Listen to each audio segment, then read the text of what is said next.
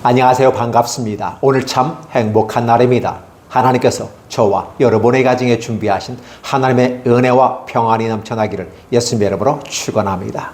호세아서 9장 10절로 17절에 있는 말씀을 중심으로 우리에게 향하신 하나님의 계획이라는 제목으로 말씀을 나누고자 합니다. 하나님은 우리에게 계획을 갖고 계셨다라는 사실입니다. 이 말은 달리 말하면 하나님은 여전히 우리에 대한 사랑을 잃지 않았다. 사랑을 놓지 않았다라는 말입니다. 무슨 말일까요? 에덴 동산에서 그들은 죄로 말미암아 죄인으로서 에덴 동산에 더 이상 머무를 수 없기 때문에 하나님 그를 쫓아낼 수밖에 없는 상황이었다라는 것이었습니다. 그러니까 죄를 가지고는 하나님 나라에서 존재할 수 없었다.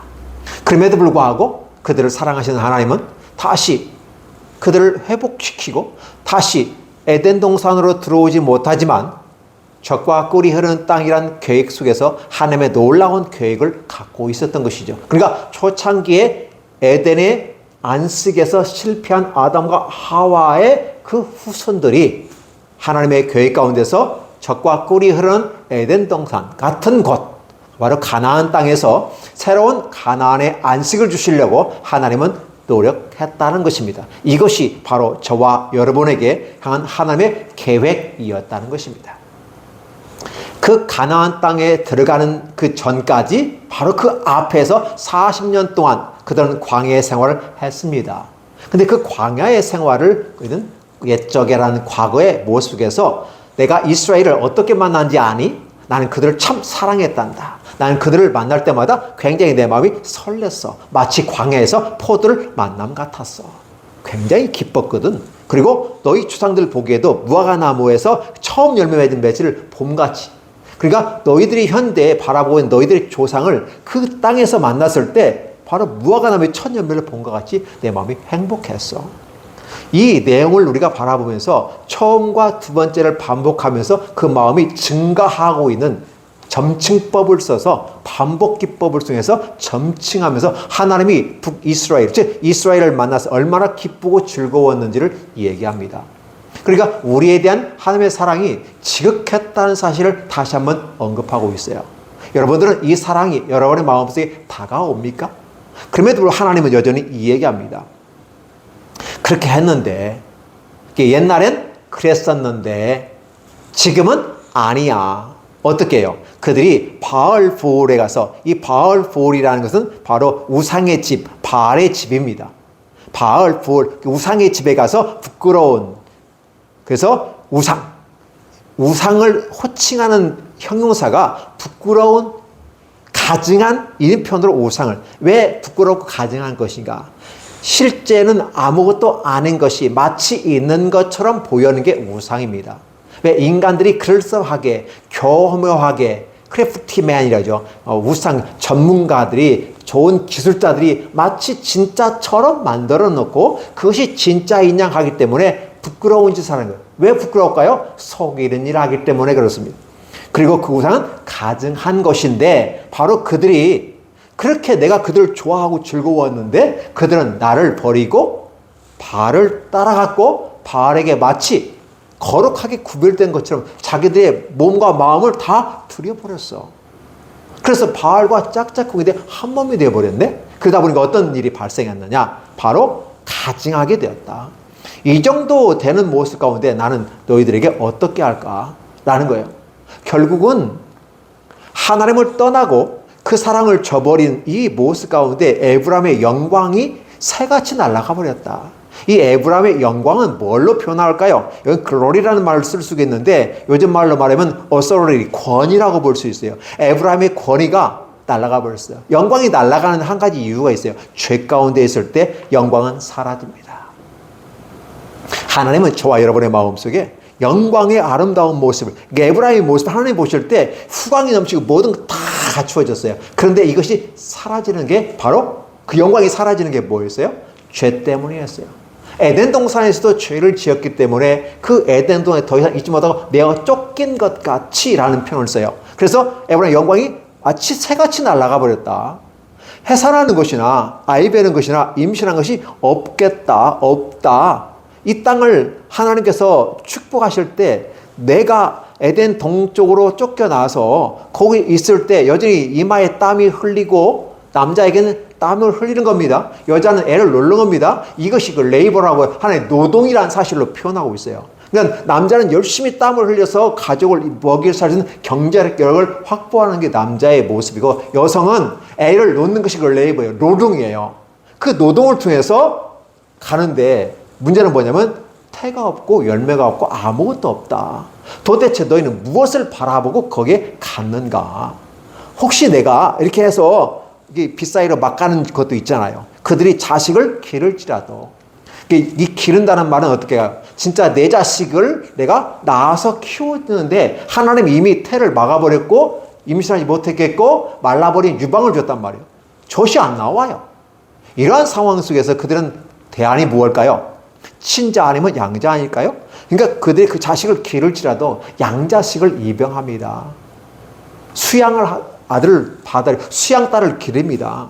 그런데 내가 그들 자식을 없이 해서 한 사람도 남기지 아니할 것이다. 이미 내가 계획을 처음에 태에서부터 막아버렸고 더 이상 어떤 생산력, 이 노동을 통해서 생명의 연장의 축복을 아담과 하와에게 주었던 그것을 이제는 막아버릴 거다. 왜? 내가 그들을 떠나는 때에는 그들이 화가 미칠 거다. 그나마 지금 이렇게 남아있는 거, 지금 너희가 북이스라엘이라는 나라 가운데 이렇게 형태를 갖추고 있는 것도 지금 내가 너희 가운데 있기 때문에 지금 현재 남아있는 거야. 좀 있으면 내가 마치 새가 날아간 것 같이 내가 확 날아가서 이 이스라엘과 함께 하지 않을 거야. 그러면 너희는 곧장 화가 미치는데 어떤 화가 미친다? 우리가 앞서서 얘기한 것처럼 원방에서 먼 나라에서 지금 쪽에 있는 아수르에서 독수리가 날아온 것이 날아와서 마치 가장 핵심 멤버였던 핵심 코어라고 하는 그 핫플레이스라고 할 수 있는 여호와의 성전까지 다 엎어버려서 날아가 버릴 것이다. 이렇게 표현하고 있습니다. 내가 보건대 에브라임의 아름다운 곳에 심긴 두루와 같은데 그 자식들은 살인한 죄로 끌어내리다. 이 말이 뭘까요? 결국은 이 아름다운 모든 것도 영광이 사라지는데 죄 가운데. 그래서 두루같이 멋있는 곳인데 그들이 그들 자식들을 살인한 자에게로 끌어들이겠다. 자신들의 자손들, 대대손손들이 그 아수르로부터 그 자기 자식들을 그들에게로 끌어내는 이런 불상사가 그들에게 있을 거다. 그러니 호세아 입장에서는 얼마나 답답하겠을까요? 보는 사람과 보지 않는 사람의 차이가 여기 있습니다. 아는 사람과 모르는 사람의 차이가 있습니다. 서울 갔다 온 사람하고 안 갔다 온 사람은 싸웁니다. 누가 이깁니까? 안 갔다 온 사람이 이긴다. 왜 안 갔다 와서 싸운 사람, 안 갔다 온 사람이 갔다 온 사람 뭐 이긴다까요? 모르면 인정하고 받아들여야 되는데 우기기 시작합니다. 게임이라고 하는 건 이기게 보는 것이고 결국 안 갔다 오면 우기는데 대책이 없는 겁니다. 갔다 온 사람은 허허 웃어버려요. 갔다 와서 얘기하는데도 믿지 않고 받아들이지 않는다고요. 안 갔다 온 사람이 우겨대려면 진짜 곤란한 것이죠. 그들이 막 우겨대기 시작합니다. 그러니까 호세아가 이거 보면서 하나님 그들에게 도대체 주셔서 그들에게 줄 게 뭘까요?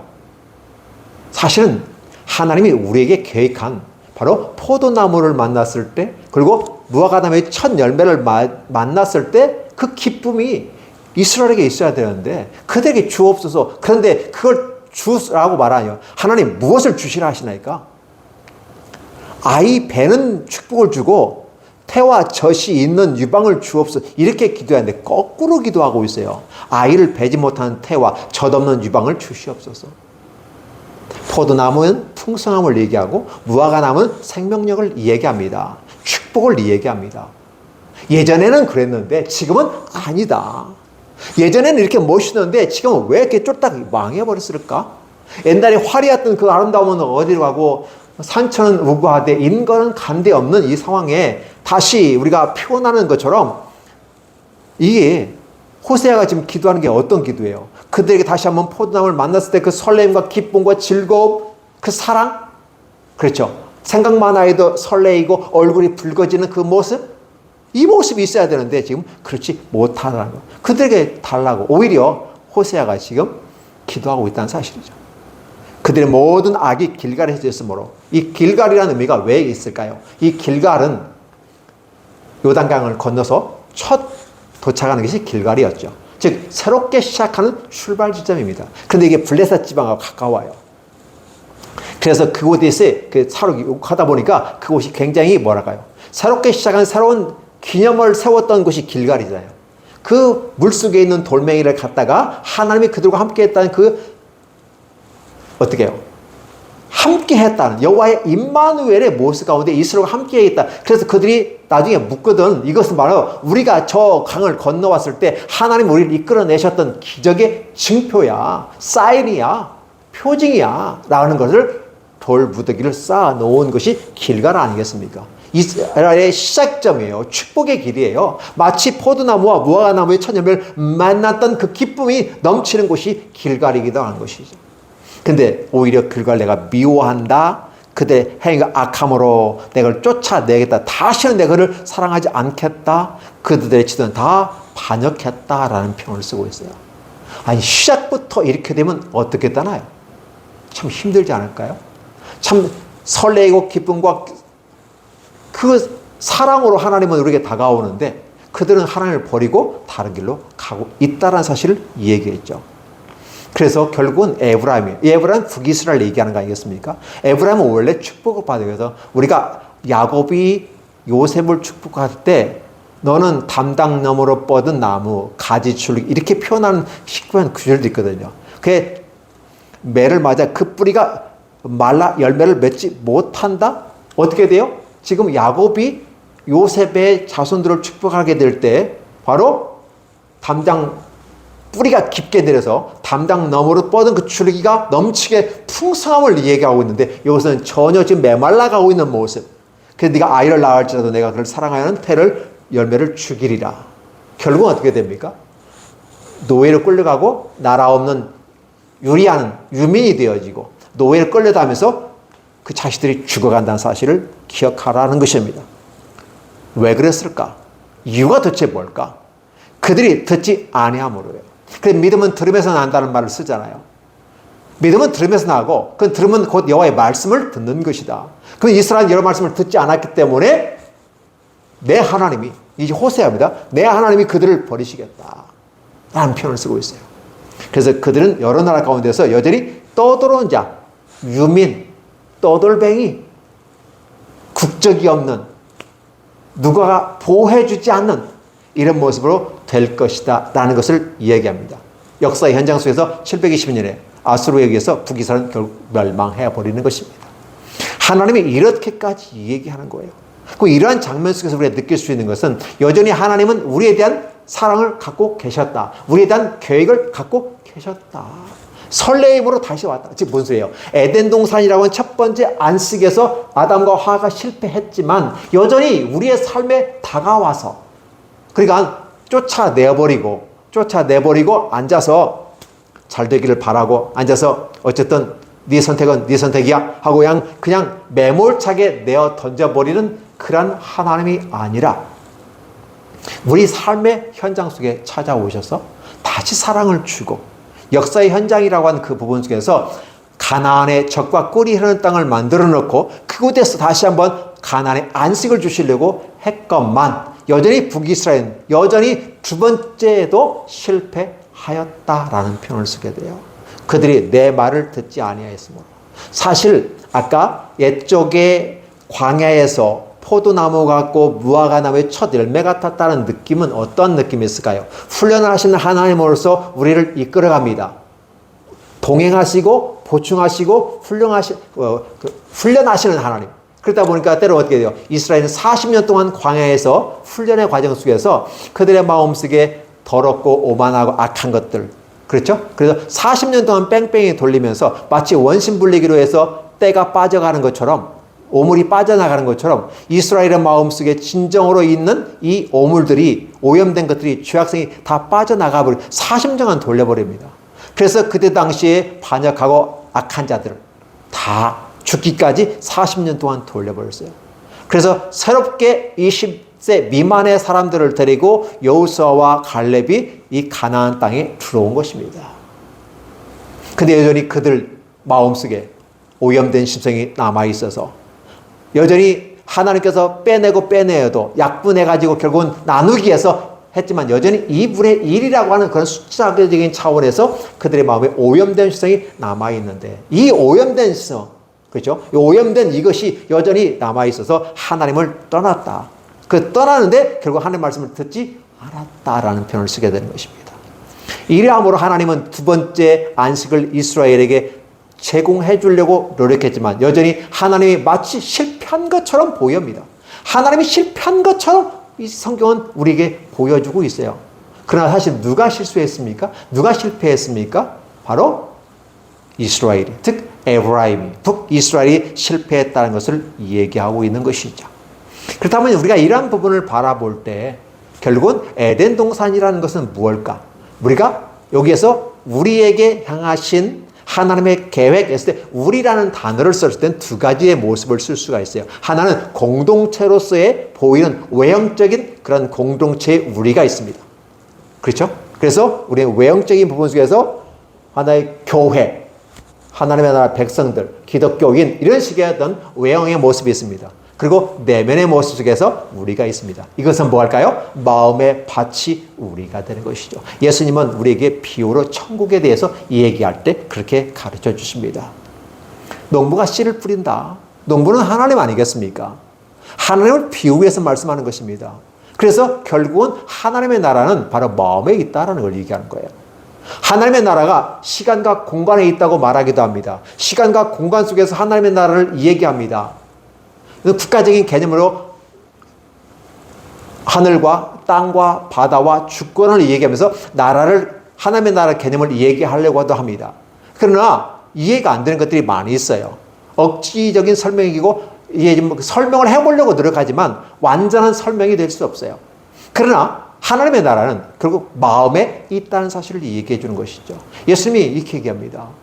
농부가 씨를 뿌리러 와서 씨를 뿌린다. 근데 뿌렸는데 그 뿌린 씨앗을 길가밭 같은 존재 속에 뿌려졌을 때는 새가 와서 먹어버렸다. 그러니까 어떻게 돼요? 복음은 분명히 주어진 것이다.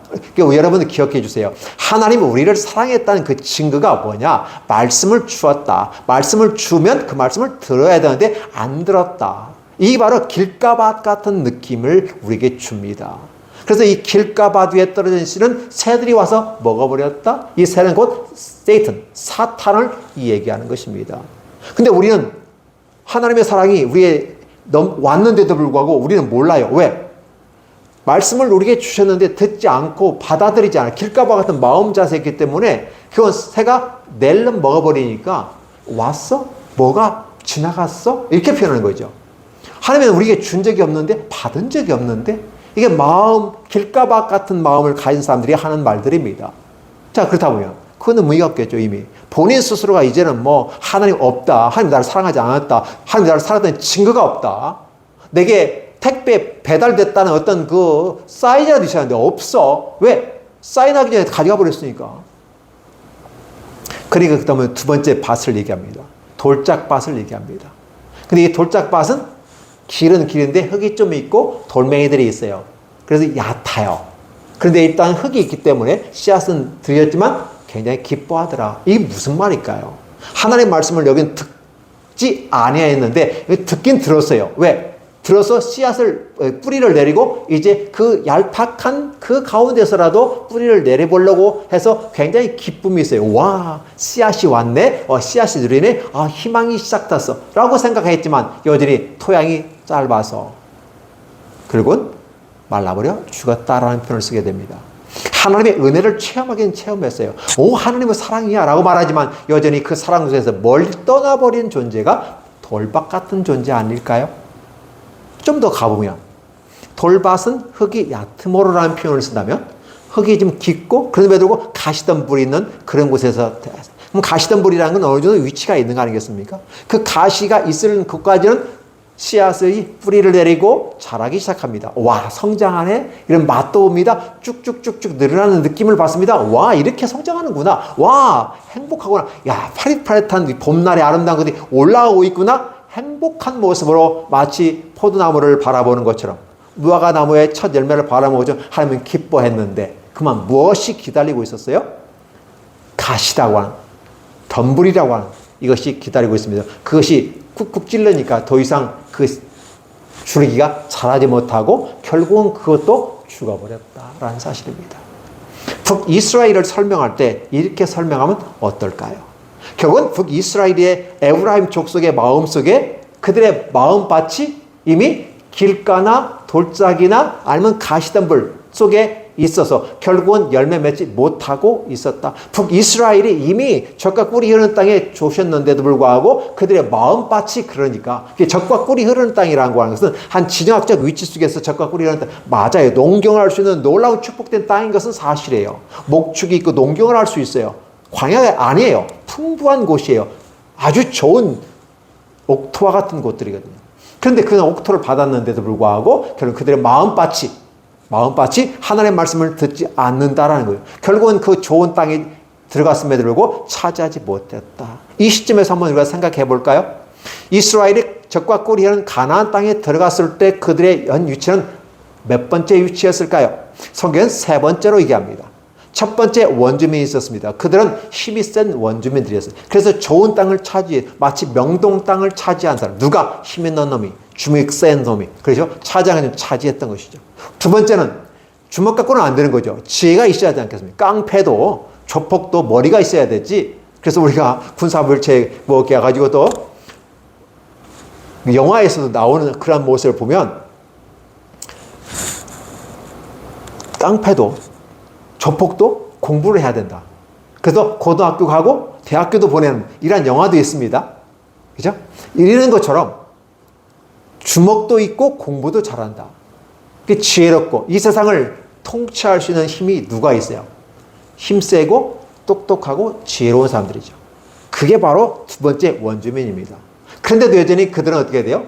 그 땅에서 뽑혀버렸다는 사실. 세 번째, 북이스라엘, 즉 이스라엘이 들어가게 되는 것이죠.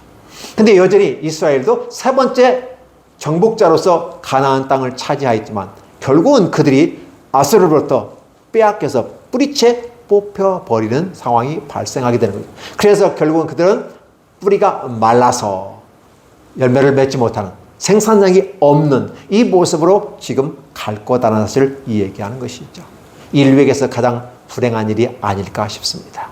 그래서 결국은 북이스라엘 멸망하고 추후에 남유다도 다음 세 100년이 지난 정도의 모습 가운데 바벨론에게 멸망을 함으로써 하나님의 선민인 그렇게 광야에서 포도나무와 무화과 나무의 첫 열매를 만났던 하나님의 그 설렘 속에 약속했던 모든 것들은 다 없어지고 그래서 이제는 바벨론에게 멸망의 모습으로 다 식민지로 끌려가 버려서 마치 세 번째 그 땅에 정복한 이스라엘이 여전히 또다시 뿌리채 뽑혀서 가버릴 수밖에 없는 그 상황에 있더라라는 사실입니다.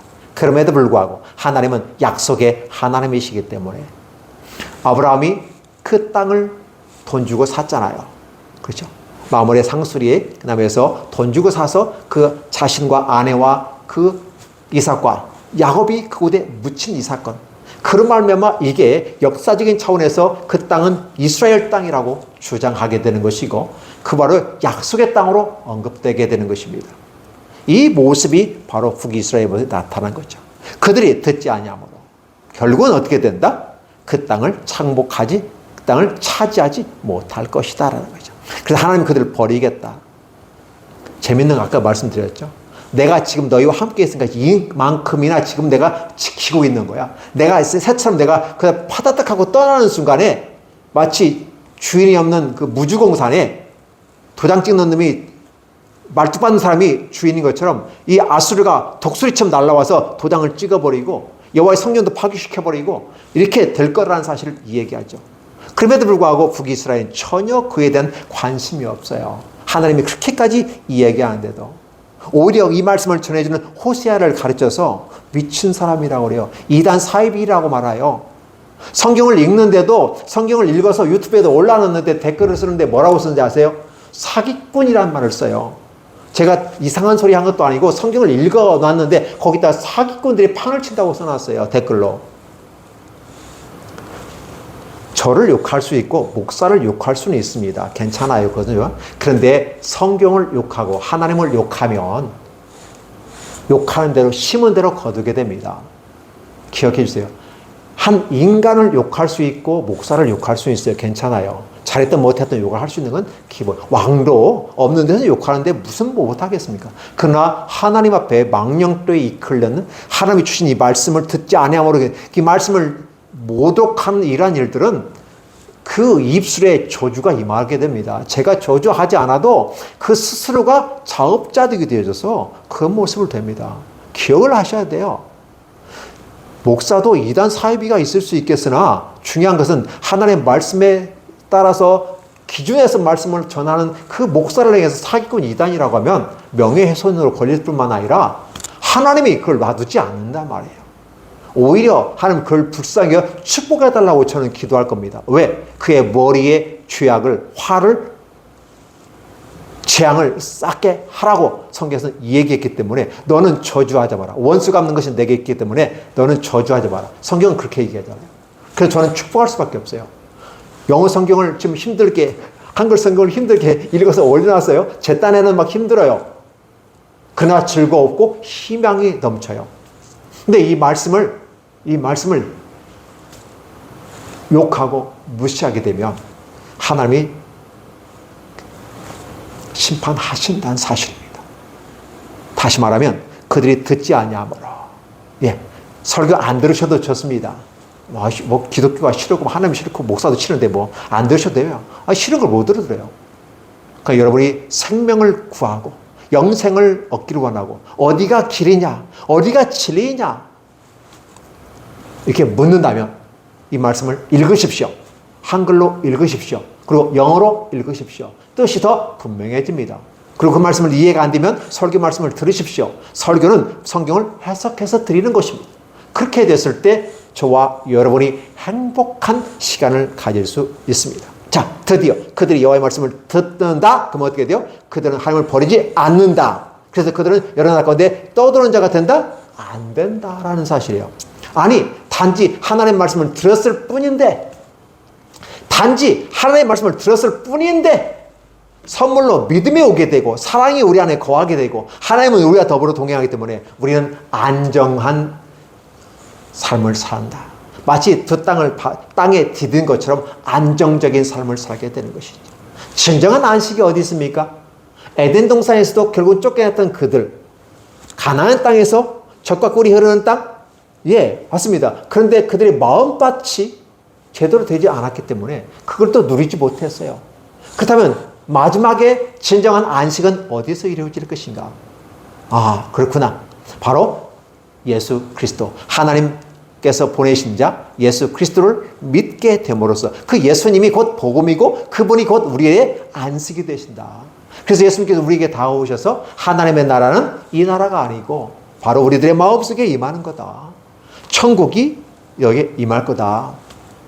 천국은 이와 같으니 심령이 가난한 자는 부터 시작하면서 그 마음의 상태를 얘기하는 것이죠. 결국은 하나님의 말씀을 들으면, 자, 기억해 주세요. 젖과 에덴 동산이 중요한 게 아니었습니다. 젖과 꿀의 땅이 중요한 게 아니었습니다. 무엇일까요? 에덴 동산 그 좋은 곳에서도 마음이 없으니까 결국 쫓겨났고요.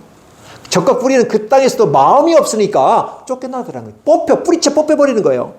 그런데 이제 예수 그리스도 안에서 예수 그리스도의 말씀을 듣고 그 안에 우리의 마음을 다해서, 그렇죠?